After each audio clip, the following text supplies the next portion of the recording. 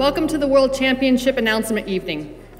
We have tonight 6 excellent candidates. Quand ça ouvre l'enveloppe, ça tape un peu plus fort.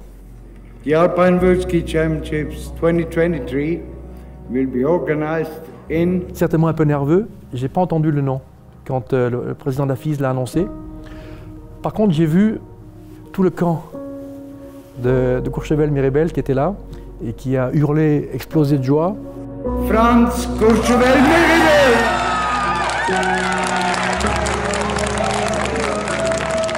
Voilà, c'est gagné. Ouh, ça me fait un petit quelque chose. J'avais jamais oublié cette journée-là, j'ai encore pleuré. Je pense que c'était une énorme fierté et c'est quand tu as un objectif et tu sais que c'est plus grand que toi en fait.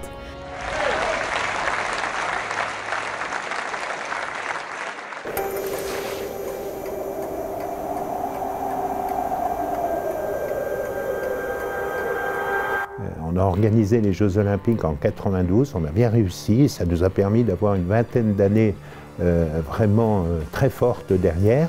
Et là, on arrive à un moment où on a besoin d'un nouvel événement comme celui-ci. Dans l'aventure des mondiaux, je pense qu'elle commence lors des finales de 2015. Et ça a traversé la tête de plusieurs personnes. Moi-même, j'en ai parlé à Michel Vion le jour des finales en disant tiens, on pourrait pousser et puis organiser des championnats du monde. D'associer les deux stations, c'était quelque chose d'innovant. Et puis on avait quand même un atout, c'était la création de la piste de l'Eclipse. Recréer une piste de descente en France de ce niveau-là, c'est quelque chose qui est exceptionnel. Ça va être une piste extrêmement physique.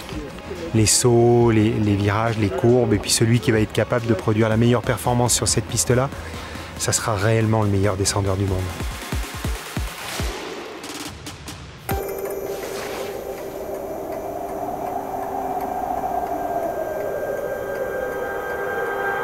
On a fait ces finales l'an dernier qui ont été une répétition générale extraordinaire, qui nous a montré, bien sûr, tout ce qu'on savait faire.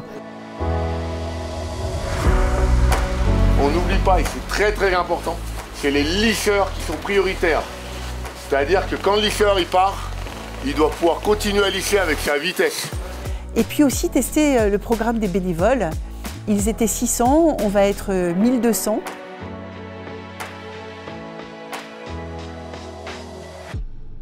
On ne pouvait pas imaginer de toute façon organiser des championnats du monde sans faire une répétition générale.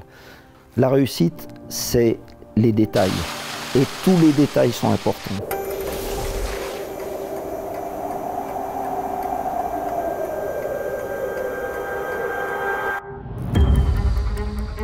Your attention, please. Okay. Chloe will explain. Ouais, c'est la dernière occasion d'être tous ensemble et puis de se donner, de se dire la vérité, parce qu'on va faire, là on a un programme extrêmement chargé avec 13 épreuves en à peine 2 petites semaines, donc il faut être très précis. Nous maintenant, on est rentré dans un club très privé, un club de 7 stations à travers le monde qui ont eu la chance d'organiser à la fois des Jeux Olympiques et des Championnats du monde.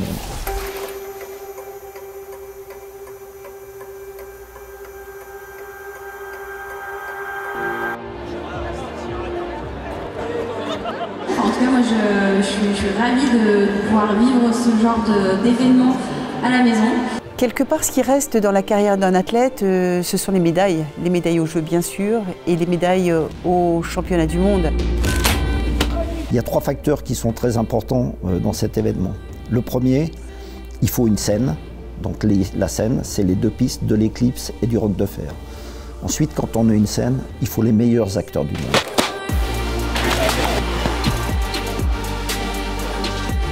Et puis, quand on a la scène et quand on a les acteurs, ce spectacle-là, il faut qu'il y ait du public.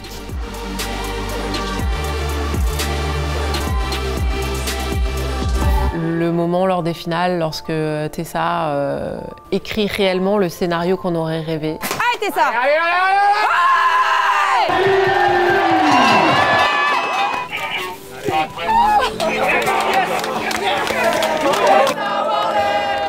C'est-à-dire qu'elle va chercher ce globe de cristal. C'est un moment qui est juste magique, que ce soit pour le public, mais aussi pour nous, organisateurs. Dans mes rêves les plus fous, ça se passait comme ça. Et de voir le bonheur le grondement de tous ces Français. Juste, je profite des émotions. La réussite aussi de l'événement, ça sera les médailles françaises. Il ne faut pas se cacher. On n'est pas à leur place, mais on fera tout pour que tout se passe bien. Les pistes, le public sera là.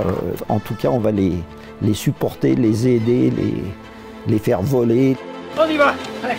J'ai envie de montrer au monde entier que le ski, c'est un sport magique, que ça se fait dans un territoire magique, la montagne, et que grâce à ça, on vit des émotions très fortes.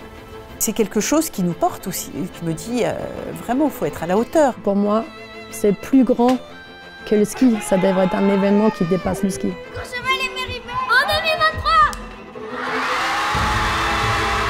On est prêt, on va faire ça le 5 février et on aura vécu la plus belle quinzaine que nos stations n'ont jamais vécue.